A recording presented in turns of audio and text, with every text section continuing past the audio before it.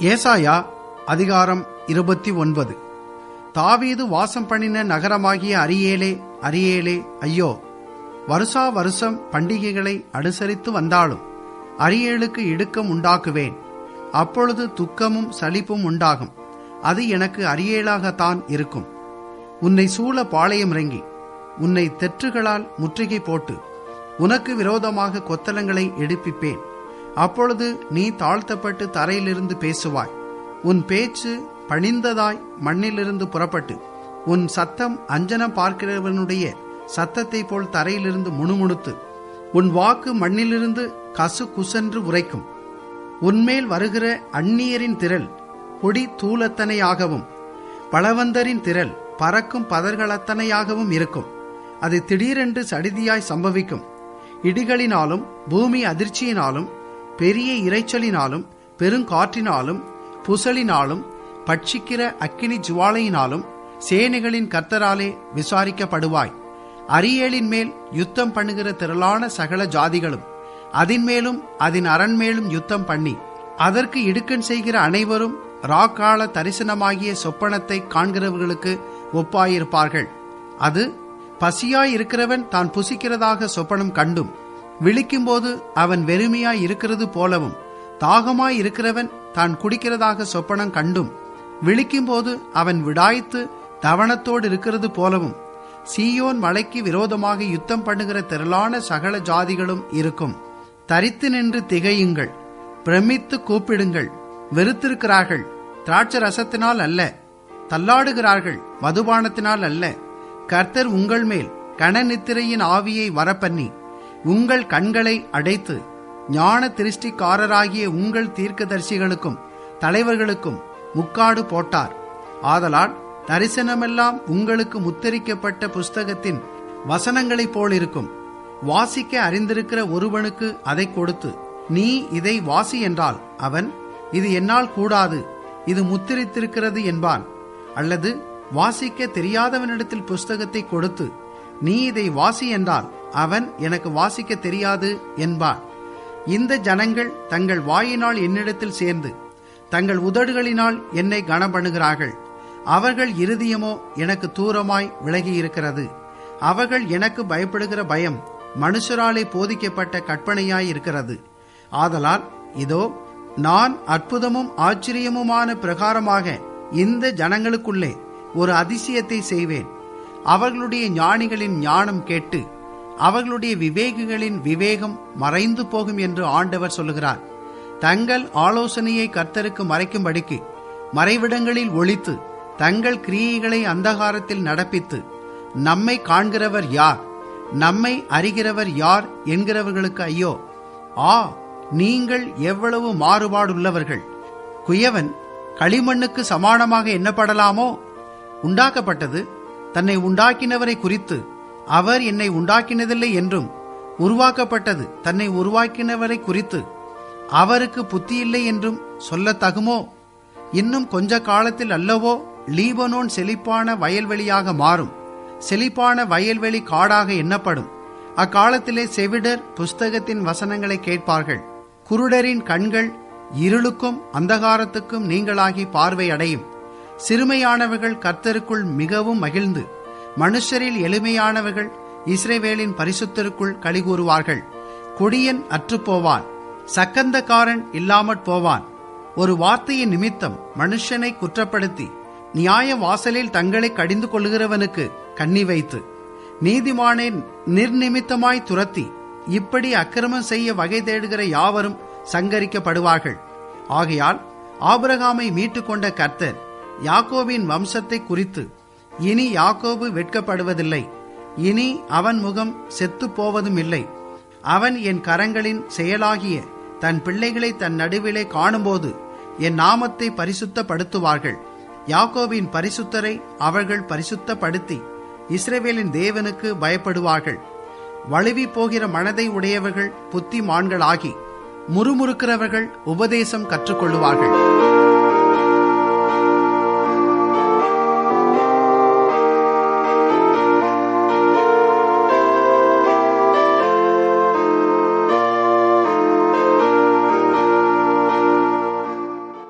நாம் ஏசாயா 29 அதிகாரத்திற்கு வருகிறோம். இந்த அதிகாரத்திலே வருகின்ற தீர்க்க தரிசனங்கள் எருசலேமை பற்றியவை. சனகரிப்பின் படையெடுப்பிலிருந்து ஆரம்பித்து எருசலேம் புறஜாதியால் மிதிக்கப்பட்டு இறுதியாக எருசலேம் அழிக்கப்படும் வரைக்கும் உள்ள காலம் வரை தீர்க்க தரிசனமாக இங்கே சொல்லப்பட்டிருக்கிறது. மேலும் இறுதியாக மேசியா ஒலிவ மலையின் மேல் இறங்கி வந்து தன்னுடைய ராஜ்யத்தை ஸ்தாபிக்கும் காலம் வரைக்கும் சொல்லப்பட்டிருக்கிறது.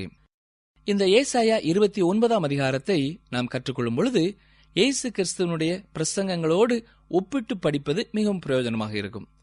குறிப்பாக மத்தேயு எழுதின சுவிசேஷம் 23 அதிகாரம் 37 முதல் 24 அதிகாரம் 2 வசனம் வரை உள்ள பகுதிகளையும், லூக்கா 13 அதிகாரம் 34 வசனம் முதல் 35 வசனம் வரை, தொடர்ந்து 21 அதிகாரம் 20 முதல் 24 வரை உள்ள வசனங்களையும் இந்த அதிகாரத்தோடு நாம் ஒப்பிட்டு படிக்க வேண்டும். பாருங்கள், ஏசாயா 29:1. தாவீது வாசம் பண்ணின நகரமாகிய அரியேலே, அரியேலே, ஐயோ! வருஷா வருஷம் பண்டிகைகளை அனுசரித்து வந்தாலும். இங்கே எருசலேம் நகரம் அரியேலே என்று அழைக்கப்படுகிறதை பாருங்கள். அரியேல் என்பதற்கு சிங்கத்தை போன்ற என்று அர்த்தமாகும். இந்த வார்த்தை 2 சாமுவேல் 23:20 வருகிறது. பராக்கிரமசாலியாகிய யோய்தாவின் குமாரனும் கப்சேயேல் ஊரானாகிய பெனாயாவும் செய்கைகளில் வல்லவனாயிருந்தான். அவன் மோவாப் தேசத்தின் 2 வலிமையான சிங்கங்களை கொன்றதுமல்லாமல் உறைந்த மழை காலத்தில் அவன் இறங்கி போய் ஒரு கெபிக்குள் இருந்த ஒரு சிங்கத்தையும் கொண்டு போட்டான் என்று வாசிக்கிறோம். இதில் மோவாப் தேசத்தின் 2 வலிமையான சிங்கங்களை என்று சொல்லப்படுவது மூல பாஷையிலே 2 வலிமையான சிங்கங்களைப் போன்ற மோவாப் மனிதர்கள் என்ற அர்த்தம்பட சொல்லப்பட்டிருக்கிறது. இந்த சிங்கங்களைப் போன்ற என்ற வார்த்தைக்கு அரியேல் என்று பயன்படுத்தப்பட்டிருக்கிறது. மேலும் இந்த வார்த்தைக்கு தேவனுடைய சிங்கம் என்றும் அர்த்தம் உள்ளது. எசேக்கியேல் 43 அதிகாரம் 16 வசனத்திலே இதே வார்த்தை பலிபீடம் என்று மொழிபெயர்க்கப்பட்டிருக்கிறது. இவை எல்லாமே எருசலேம் நகரை சரியாக குறிக்கின்றன. அதேபோல் இங்கே வசனத்திலே தாவீது வாசம் பண்ணின நகரம் என்று சொல்லப்படுகிறதையும் நாம் பார்க்கலாம். நம்முடைய கர்த்தராகிய இயேசு கிறிஸ்து வெளிப்படுத்தின விசேஷம் 5 அதிகாரம் 5 வசனத்திலே யூதா கோத்திரத்து சிங்கம் என்று குறிக்கப்படுகிறார். அதேபோல எருசலேமின் தேவாலயத்திலே பலிபீடம் இருக்கிறது. அரியேல் என்ற வார்த்தையின் அர்த்தம் எவ்வளவாக எருசலேமிற்கு பொருந்துகிறது என்று பார்த்தீர்களா? நிகழ்ச்சி கேட்டுக்கொண்டிருக்கிற அருமையான சகோதரனே, சகோதரியே, இந்த வசனம் எருசலேமை குறித்த ஒரு முக்கியமான தீர்க்க தரிசனமாகும். இந்த தீர்க்க தரிசனம் ஏசாயா தீர்க்கதரிசியின் காலத்திலே நிறைவேற ஆரம்பித்தது. இன்றும் அது தொடர்கிறது. எருசலேமின் வீதிகளிலே நீங்கள் நடந்து போனால் இதை உணரலாம். தொடர்ந்து பாருங்கள், ஏசாயா 29:2. அரியேலுக்கு இடுக்கம் உண்டாக்குவேன், அப்பொழுது துக்கமும் சலிப்பும் உண்டாகும், அது எனக்கு அரியேலாகத்தான் இருக்கும். இது எருசலேமின் மீது வந்த நியாய தீர்ப்பு. தொடர்ந்து கவனியுங்கள். உன்னை சூழ பாளையமிறங்கி உன்னை தெற்றுகளால் முற்றுகை போட்டு உனக்கு விரோதமாக கொத்தளங்களை எடுப்பிப்பேன். அப்பொழுது நீ தாழ்த்தப்பட்டு தரையிலிருந்து பேசுவாய்.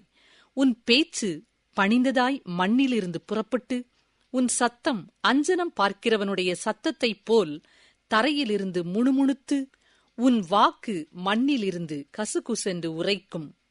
உன் மேல் வருகிற அந்நியரின் திரள் பொடி தூளத்தனையாகவும் பலவந்தரின் திரள் பறக்கும் பதர்களத்தனையாகவும் இருக்கும். அது திடீரென்று சடுதியாய் சம்பவிக்கும்.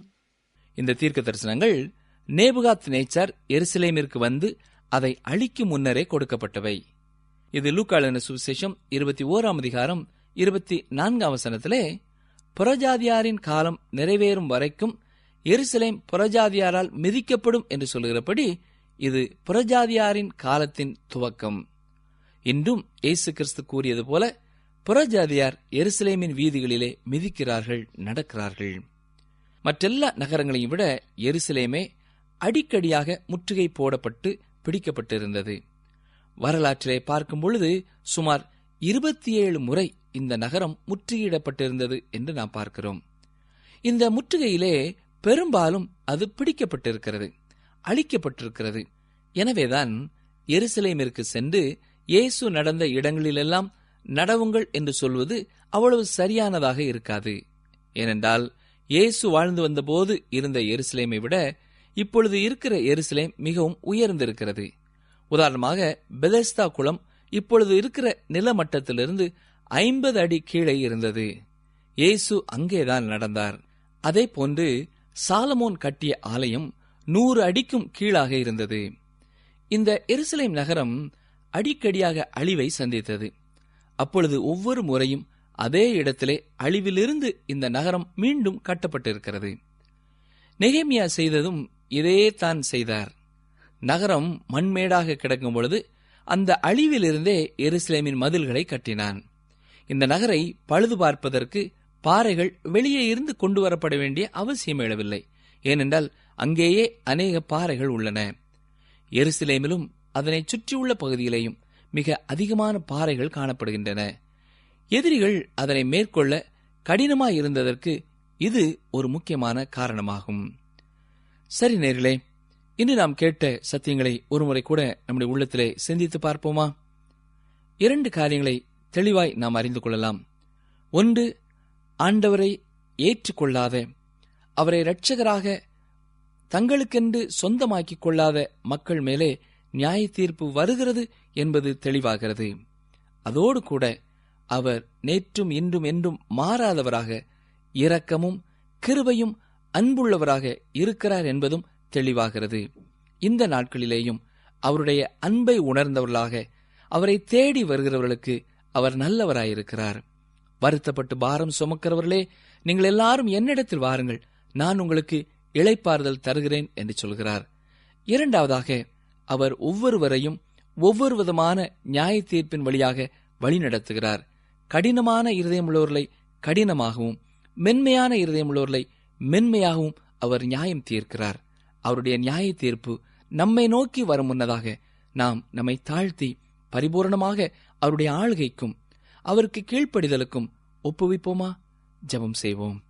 எங்களை நேசிக்கிறங்கள் நல்ல கர்த்தாவே, இந்த நாளிலேயும் உம்முடைய வசனங்கள் மூலமாய் எங்களோடு நீர் பேசினதற்காக உமக்கு ஸ்தோத்திரம் செலுத்துகிறோம். எங்களுடைய இருதயத்திலே அடிக்கடி நீர் பேசினாலும் அநேக காரியங்களை குறித்து நாங்கள் கடினப்பட்டவர்களாய் காணப்படுவோம் என்றால், தொடர்ந்து அதை குறித்து இன்றும் எங்களோடு பேசும்.